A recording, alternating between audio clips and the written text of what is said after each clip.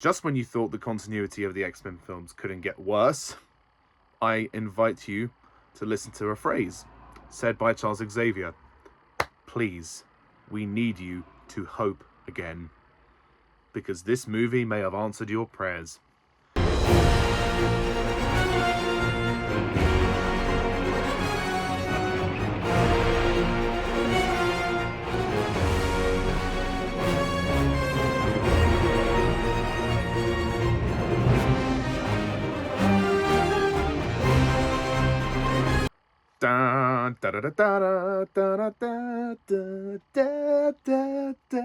Hello, my fellow YouTubers and X-Men fans, and welcome to my latest X-Men movie review. Sorry for the mega-ass delay of this review. Life is busy, etc., etc. Had loads of other things to do. My review of the Wolverine was a month ago. Sorry about that. But today I am back with the next installment where I talk about the, well, acclaimed installment of the X-Men franchise, X-Men Days of Future Past, which could be the most important installment in the entire franchise for reasons that I'll go into. So, X-Men Days of Future Past, this movie was the one that followed X-Men First Class and the Wolverine, but mainly followed X-Men First Class in terms of the cast from X-Men First Class and the cast from the original trilogy coming together for a time travel plot, which would, I say this with absolute sincerity, bring all of the movies together up to that point and then completely strip them apart. And you'll see why shortly. The X-Men send Wolverine to the past in a desperate effort to change history and prevent an event that results in doom for both humans and mutants. Just to elaborate on that, in the future, Mystique murders Bolivar Trask, who is the man who creates the Sentinels, and the Sentinels have evolved into future incarnations that are very difficult to kill, and they have the DNA of Mystique, meaning that they can adapt to any power and adapt to any form to survive, which makes them even more deadly. So they send Wolverine back in time to stop Mystique from killing Trask and stopping the Sentinel program from going ahead so they can change the future and stop the apocalypse from happening. So that's a brief rundown version. There's also other elements, like certain character relationships come to light, like after X-Men First Class we get more drama into Raven, also known as Mystique, and her relationship with Charles and Eric, you know, Xavier and Magneto, and how their friendship sort of fell apart, how Xavier's school also fell apart. So this movie is directed by Bryan Singer, who directed the first two films of the original trilogy, and, you know, whatever controversies about Bryan Singer you may have, let's not talk about that in this video. This is just a review of the movie.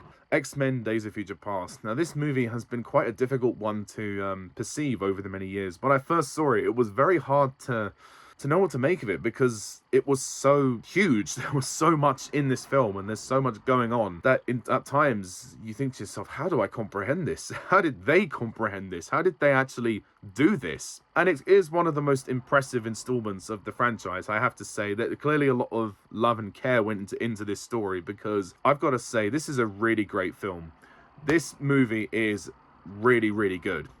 It isn't perfect. I don't think it's quite as good as I remembered it to be, but it is still very good and easily one of the best of this franchise. The first thing to say is the script is outstanding. The script is mega tight, mega cohesive. The story just sticks together. I was able to follow it from beginning to end, and especially with the two different timelines going on, it's really quite impressive how they've kept the essential elements of information across both the timelines and the spine of the story, with Wolverine being the connecting force between past and future. That made the story easier to understand, and my goodness me, once you have nailed down the timeline aspect of this story, the rest of it can overlay. And I say that in terms of the other characters, like the past and future characters, their personal dramas being on top of things. This movie did feel more like a sequel to X-Men First Class. The future aspect of the film was very limited in terms of the scenes that they were in. Some of the characters didn't get as much to do, which is probably why I couldn't give this an entirely perfect score.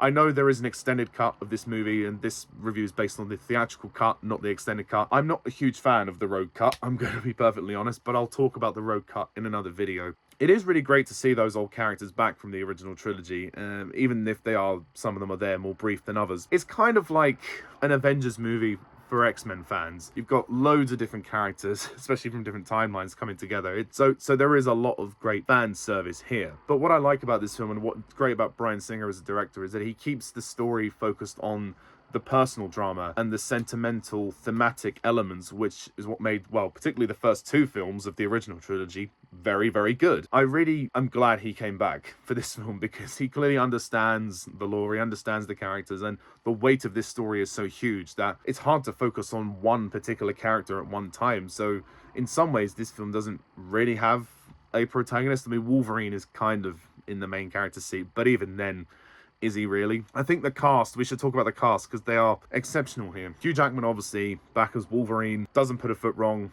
He's very good. And I love his interactions with some of the past characters, especially Charles and Eric. You know, he gets some of the best drama with them too. I really like James McAvoy in this film, and I think that his character goes on quite a different journey than in X-Men First Class. He's kind of dealing with depression and grief, the fact that he's lost so many people. He's lost Raven, and his school has kind of fallen to ruins, and he's being cared for by Hank, aka Beast, and he's got this serum that allows him to walk, but it takes his powers away. So he's dealing with a lot of personal drama. He's kind of going into himself. He's retreating. So it's kind of nice to see him find his sort of coming out of his shell, almost kind of rebuilding himself in a lot of ways. Even though he does have to lose his ability to walk, he's able to then find the courage and the motivation to fight the good fight. And there's this great sense of theme with this movie, in that there's this sense of hopelessness and despair. The fact that the stakes are so high and that everything seems very bleak and depressing. And I like that about this film. The fact that they explore the idea that he needed to hope again. And I think that,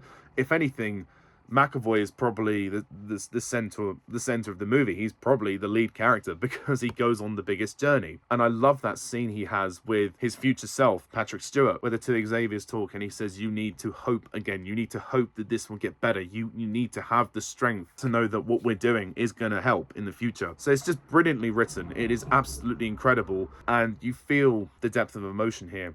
And there's that amazing scene that it builds to, where Raven has the gun and is about to kill Trask at the end in Washington, and Xavier comes into her head and he says, everything that happens now is in your hands. You know, I have faith in you to make the right choice. There's a lot of talk about faith as well, and the characters, you know, finding hope and faith to carry on. And I didn't expect that from this film, and I think that's something that really is a strong element to this story. And that final scene where she does make her choice is so gripping, because that's what it's built to. You're just hoping beyond hope that she will make the right choice, because if she murders Trask, that's it. It's all over. And the fact that they can't force her to, and I think that's the most powerful thing about it, is that they really find a way to get through to Raven, because Raven is someone who has dealt with a lot, especially in X-Men First Class. She has a lot of emotional baggage, and like Eric, she is very pro-mutant, of course, mutant and proud. The Sentinels are obviously a result of humanity's view of mutants. So again, going back to that whole personal angle of the kind of the racism and the prejudice. And that's what Bryan Singer did so well in the first two films, is establish the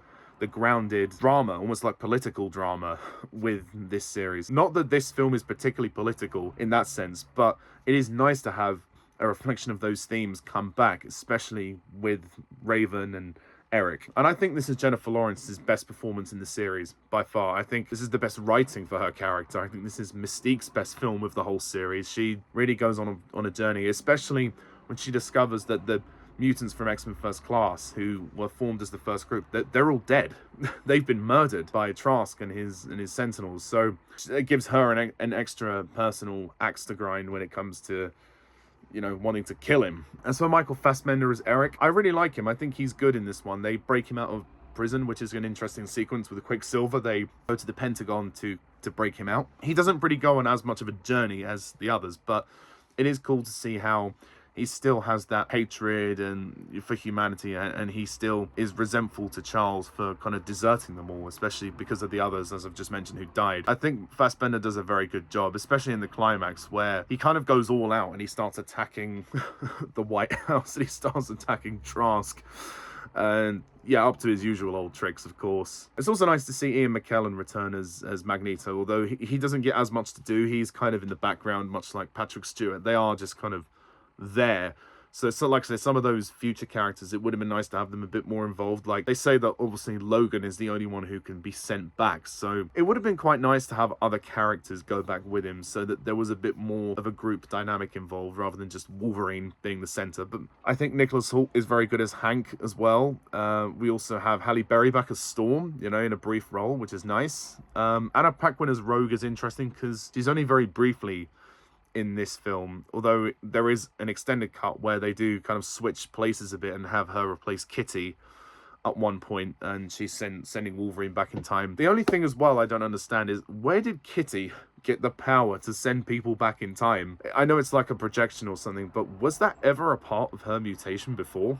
I don't ever remember that being a part of any of the other films or any of the comics. If anyone wants to shed any light on that, please let me know. Peter Dinklage is worthy to mention as Trask. I think he does a really good job in this film. He doesn't have a great deal to do, but when he's on screen, you really get the sense that, again, it's sort of an echo of some of the villains of the original trilogy, like Stryker and obviously Magneto from the first film, how there's this hatred of the other race, which causes real prejudice. And again, his view of mutants being that they're so dangerous, we need to get rid of them.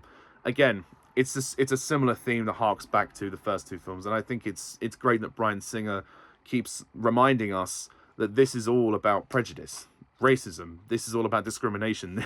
This is where it all started, and it's escalated into this war, which is incredibly sad. Evan Peters as Quicksilver, amazing. Amazing character. He's not in it that much, but the scene in the kitchen is just fantastic.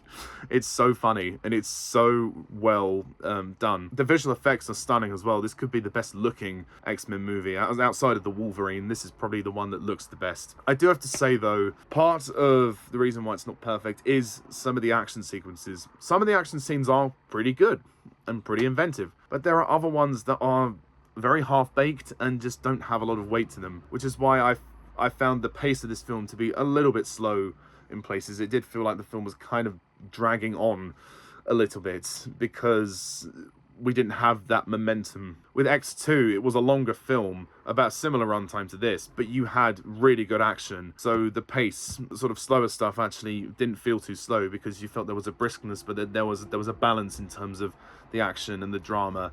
This was very drama heavy, but it was fantastic drama, but I just feel like the action could have been slightly better. It's not often I say that, but I did find myself even watching the climax to thinking, wow, this is actually kind of boring. I'm not gonna lie, the final battle of this film isn't as good as it could be. I have to be honest. I mean, fighting the Sentinels, I expected slightly more. I mean, we're cutting between past and future. It still looks visually great, but I just think the action needed a lot more weight for it to be more significant. Also, it's worthy to note, we do hear the return of the X2 theme in the opening titles and the end credits, which is great. So John Ottman, thank you for bringing that back, because I do believe that should have been the signature X-Men theme. And also, Shawn Ashmore is back as Bobby. It's nice to see him back. Again, very brief role, but still great to see him back. And finally, to conclude my earlier point, this is the film that brings all of the X-Men films together and then completely strips them apart. We get various flashbacks to other films, of course, as like a references and a nod and a sort of continuity nod. But the main thing that this movie does is that it resets the entire X-Men film timeline. The X-Men movies have had very rough continuity, which is why a lot of people find them very difficult and sort of lost interest, because it's very hard to connect the dots in terms of where the hell do you go from here. I think it's a smart decision from Bryan Singer and the writers of this movie to say, you know what, we need to actually start this again. We acknowledge that the previous films have kind of lost their way in terms of continuity. The events of this film have reset the timeline so we can bring everybody back who we lost and start again. And the end of this film is perfect. It's perfect. When Logan wakes up in the mansion, it's all in the future and it's all kind of futuristic and techie. And all those characters that you missed from the original trilogy are now alive again. So it's great, and the school's back to normal. And heck, if this was the end of the franchise, this would have been fantastic. This would have been a great way to end it. So you could argue that it does kind of retcon the previous movies, but then if you watch the other films leading up to this, and this was the last one, it would actually does kind of fix that error, because it means that it makes it slightly less incoherent when you watch the original trilogy and X-Men Origins Wolverine and then First Class. And then anything after this film is a new timeline. So see the X-Men films as two separate timelines. That's the best way to look at it. So overall, this film is a really good entry into the series. It is fantastic. It's dramatic.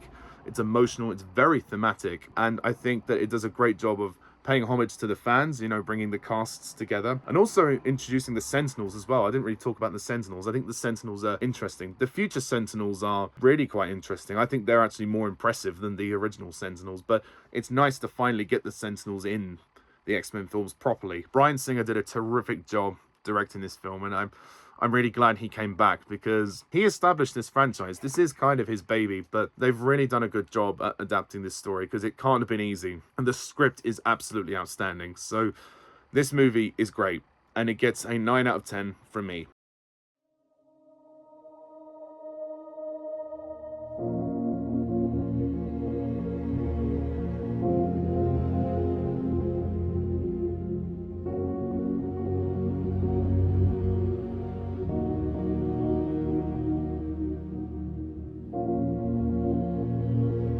That is what I think of X-Men Days of Future Past. What do you think? Please comment down below, let me know, and stay tuned next time when I review X-Men Apocalypse, which came out 2 years later and will be Bryan Singer's final X-Men film. So, until then, please hit the like and subscribe button. Thank you very much all for watching, and as always, I'm Pajak's Perspective. See ya. Bye for now.